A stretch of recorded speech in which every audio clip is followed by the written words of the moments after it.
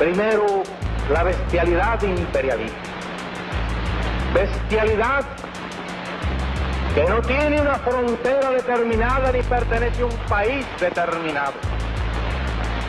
Bestias fueron las hordas hitleristas, como bestias son los norteamericanos hoy.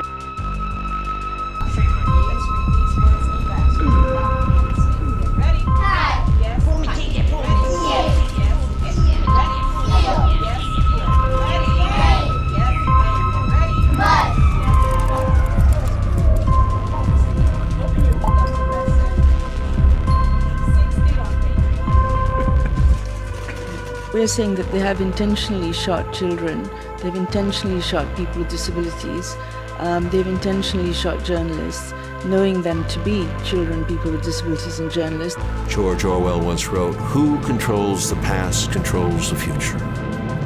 By showing you the patterns of behavior which have come to be that you perhaps have not noticed before, we will try to bring you back to the meaning of this country and what's so radically changed after World War II.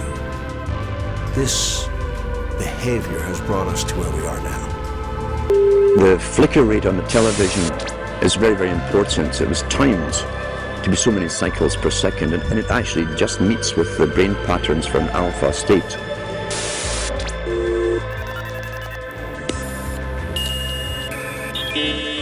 Democracy is staged.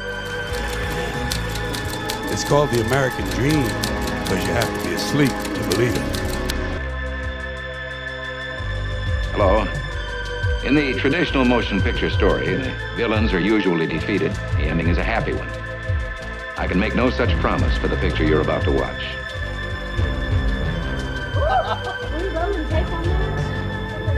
Just a one-finger victory salute. Our war on terror begins with Al-Qaeda, but it does not end there.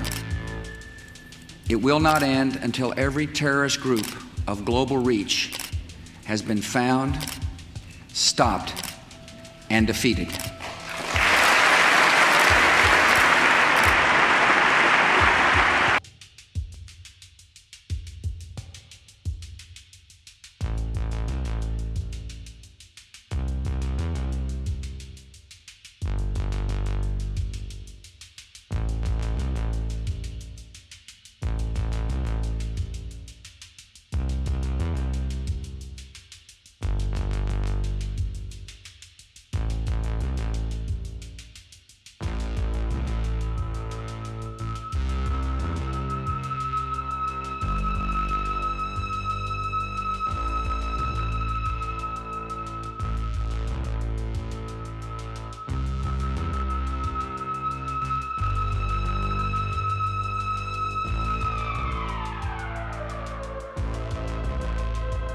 Well-known philanthropist and crony of celebrities, Nobel laureates, and presidents alike, Jeffrey Epstein, in 2005, the Palm Beach Police Department, later joined by the FBI, investigated Epstein after a woman claimed her stepdaughter was paid $300 to strip and massage Epstein.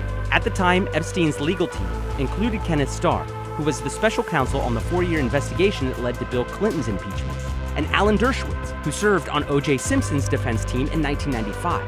The legal team negotiated with the U.S. Attorney of Southern Florida, Alex Acosta, granting a non-prosecution agreement for Epstein and others involved. In exchange, Epstein registered as a sex offender and was convicted of soliciting an underage girl for prostitution, which resulted in a 13-month jail sentence where Epstein spent 16 hours a day outside of prison at his nearby office. The last time we saw Jeffrey Epstein in West Palm Beach was September 6th of last year. He was getting off his private jet at PBIA to huddle with lawyers, fighting charges he used his mansion in Palm Beach for sexual escapades with girls under 18. Reliable sources tell us he'll report for a 1.5-year term in prison in Florida in June, then face a year probation. The fact that Epstein was allowed to travel to Israel reflects his vast business interests around the world, according to someone close to the case. But allowing someone soon to be imprisoned on felony charges to leave the country is highly irregular. That according to investigative journalist John Connolly, who has covered the Epstein scandal from day one. In most instances where people are facing criminal time and because a plea agreement has been made or they're under arrest for serious charges, they are forced to surrender their passport. And apparently Mr. Epstein has not been forced to do that. The fact that the court ordered Epstein not to have contact with underage girls may indicate that Epstein will be labeled a sex offender. That is something his vast stable of high-powered attorneys have been fighting. Sources tell us that Epstein will likely report to a state prison with modern internet facilities so that he can do business from behind bars. It's been more than 3 years now since Palm Beach police started investigating Jeffrey Epstein. Reporter Connolly says money has bought him time. I've always been a bit shocked by the way the state prosecutor has handled this case from the get-go. Historically, the police have asked for arrest warrants and been given them. In this case, because of apparently some very high-powered attorneys, they've treated Mr. Epstein much differently. Alan Dershowitz's name was trending. That's usually a sign they said something which pissed off resistance liberals. But I looked into it just in case, and actually came away stunned. Dershowitz is in the midst of a campaign to try and clear his name after Jeffrey Epstein victim Virginia Giuffre accused him of once receiving sexual favors from her at one of the deceased monster's properties. Now, you may remember Giuffre as the victim who alleges that she was forced to perform sexual favors for Prince Andrew of the United Kingdom, prompting a disastrous interview for the prince with the BBC, in which he claims he's never even met Giuffre before, despite the existence of that photo, which shows his arm wrapped around her midriff. Andrew, for the record, claimed in that interview that the photo was doctored and now is stonewalling the FBI, who seek to interview him on the subject, as we covered here earlier. Now, Giuffre's accusations against Dershowitz have come under renewed scrutiny after the release of a Netflix documentary on Epstein that was one of the most watched in America for a period of weeks. Dershowitz, in the course of litigation trying to clear his name, has access to some of Giuffre's accusations against other powerful people, which he decided to reveal. Some of the names are known to have been accused by Giuffre. One was not. Dershowitz's new court filings show that Giuffre alleges that along with Dershowitz and Prince Andrew, she was forced to have sex with former Israeli Prime Minister Ehud Barak, alongside prominent individuals like former New Mexico Governor Bill Richardson, former Democratic Senate Majority Leader George Mitchell, billionaire Thomas Pritzker of Hyatt Hotels, hedge fund manager Glenn Dubin, an unnamed foreign prince, an unnamed foreign president, and the owner of a French hotel chain, and lastly, Victoria's Secret owner Leslie Wexner. You maintain that it was your employer, Robert Maxwell, owner of the Daily Mirror. You say that he was an Israeli agent, and as was his daughter. He was not my employer. I would like to correct that. Okay. We worked together with him. And you say that his daughter Ghislaine also, though, worked for Israel, and it was Robert Maxwell who introduced Jeffrey Epstein to Ghislaine Maxwell way before the 1990s, as mainstream media is reporting. Correct. Mr. Epstein was introduced to Ms. Maxwell probably sometime in the 80s. And Mr. Maxwell also thought he might be introducing a fellow to date his daughter. He tried to do a favor to his daughter, to find her a shidduch, as they say in Hebrew, a match. Okay, and that didn't really quite work out. I suppose what the most alarming allegations that you've been making are that the entire Epstein operation was a honey trap operation to entrap politicians, policymakers, celebrities, people in the media eye, basically to become Israel's assets. Correct. That it became basically an intelligence operation to entrap different politicians around the world. And he was a criminal pedophile, and he died in a jail awaiting justice. That's the story. Nothing to do with Mossad, nothing to do with Israeli military intelligence, nothing to do with Israel. Yeah, they would deny it. It's a real bad story, and they would deny it. But he was put straight with the Israelis by Robert Maxwell at the time, a military intelligence, and started working there for them. I mean, I'm sure Israel's ambassador to London would deny that. Over here, obviously, Prince Andrew is a big story because he's supposed to be the Queen's favorite son. What do you think? Prince Andrew is a different story. Prince Andrew wasn't being blackmailed. He was being used as a useful idiot. And he was bringing in some of the celebrities to get blackmail.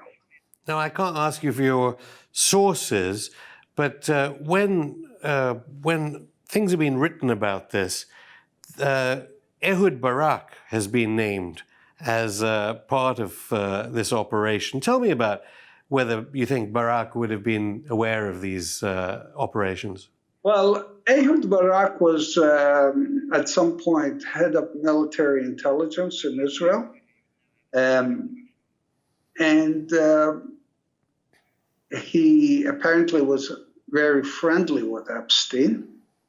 And yeah, he probably would have known about it. The problem, Ari, with your accusations and allegations are that you're not providing any evidence that Israel was part of running Jeffrey Epstein. Well, again, Maxwell was working for Israel. The Epstein was working for Maxwell at the time, and he was introduced to Maxwell's daughter, and they were introduced to Israeli intelligence. How much more evidence? I cannot give you photos of them working for Israeli intelligence. This is all I can tell you. So, what do you think about Epstein's death? A lot of people suspicious about it, although it was ruled a suicide by New York's chief medical examiner, despite Epstein's brother alleging it was murder. I was in that facility, exactly in that facility. It would almost be impossible to commit suicide there unless you had outside help. Now, I'm not alleging that Black Cube has anything to do with this. What do you know about Black Cube, a private Israeli intelligence company which has reputedly been hired to intimidate people chasing down the Epstein story? I was not in the intelligence service at this time. I really can't comment about that. Do you think when you heard the news that Epstein had apparently committed suicide, did you see any echoes of your former colleague, the disgraced Daily Mirror proprietor Robert Maxwell, when he died on his boat? Yeah, I said it to a colleague. I said, first Maxwell dies the way he dies, and now this guy. But no one's saying that Israel killed their agent, Robert Maxwell. After all, you, as you said, you allege Robert Maxwell was an Israeli agent as well. Yes, he worked with the Israelis. That's right. So who would have killed Robert Maxwell? Well, again, at the time he was in real trouble over the pension funds. The British police were about to arrest him over pension funds fraud, and the Israelis were terrified that once he's arrested, he'd start telling stories. See, what surprises me when you say that there's no evidence you can give me to suggest even that Israel was behind Epstein's entire career. It was none other than Alex Acosta, Trump's now resigned labor secretary, who said when he was in charge of the plea deal over Epstein, he said he belonged to intelligence. What do you think Acosta meant by that? Epstein and his deal, this goes back about 10 years ago. It was a very strange and generous deal, surprising deal for a man that was accused of abusing young girls. It was a very surprising deal. So I suppose somebody was helping him. Somebody was behind him, helping him to get out of real trouble. But when Trump's former labor secretary, Acosta, says he belonged to intelligence, you think he means Israeli intelligence, not U.S. intelligence?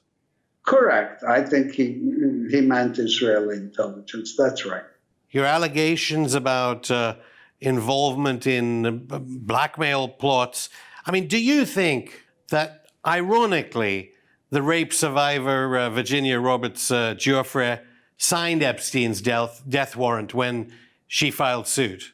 I believe that's what made whomever kill him, because if this lawsuit would have gone forward, there would have been a lot of revelations. Nobody wanted that. It's all bullshit, folks. It's all bullshit, and it's bad for you.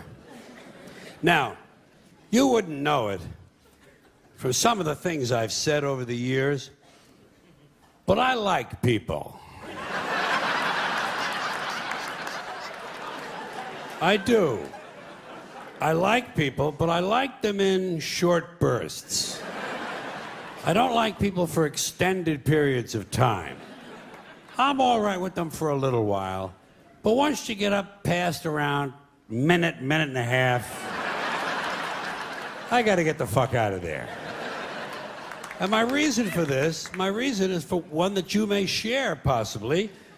I have a very low tolerance level for stupid bullshit. That's all. Stupid bullshit.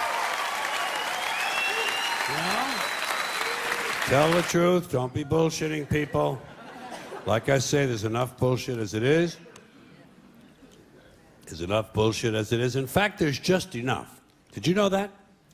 There's just enough bullshit to hold things together in this country. Bullshit is the glue that binds us as a nation. Where would we be without our safe, familiar American bullshit? Land of the free, home of the brave, the American dream. All men are equal, justice is blind, the press is free, your vote counts. Business is honest, the good guys win. The police are on your side. God is watching you. Your standard of living will never decline. And everything is going to be just fine. The official national bullshit story. I call it the American okey doke.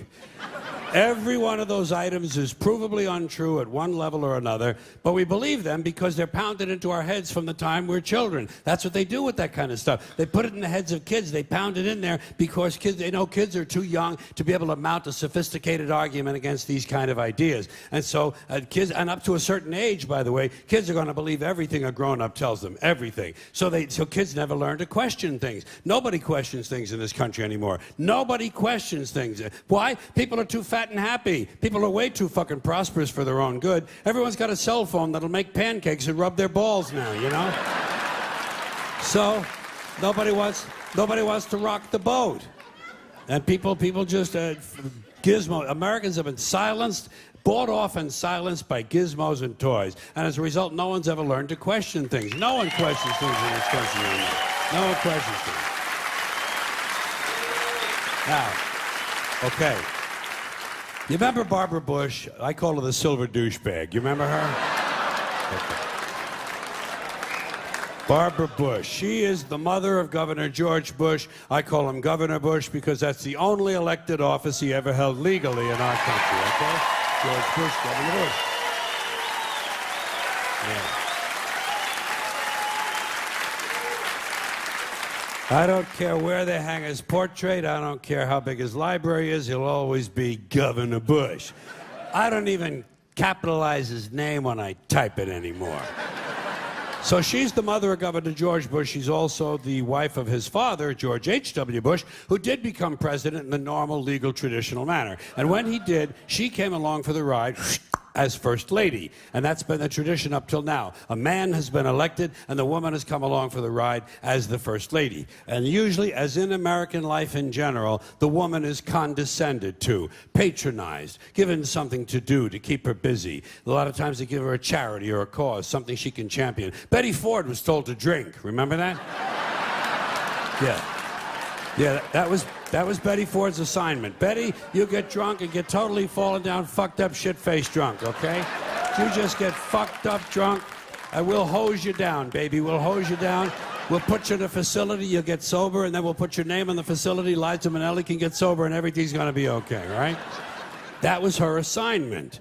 Barbara Bush's assignment was getting children to read. Remember that? Getting children to read. They figured she had had so much success with George.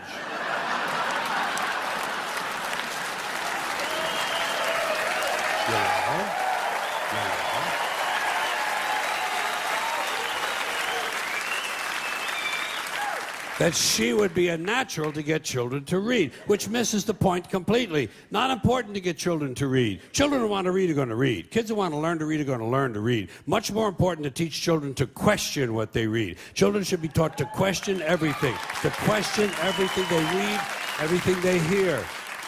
Children should be taught to question authority. Parents never teach their children to question authority because parents are authority figures themselves and they don't want to undermine their own bullshit inside the household.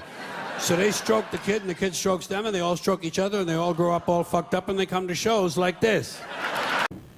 And if Washington doesn't have enough to talk about these days, the Washington Times reported today that unidentified White House aides in the Carter, Reagan, and Bush administrations now are being investigated for using the services of a call boy ring. The paper reports that 2 of the male prostitutes were given a late-night tour of the White House last year. The White House press secretary, Marlin Fitzwater, said he knew nothing of this investigation. NBC's Lisa Myers reports her sources in the U.S. Attorney's Office say the investigation is not focusing on prostitution, but on fraud involving the use of credit cards to pay for the call boy services.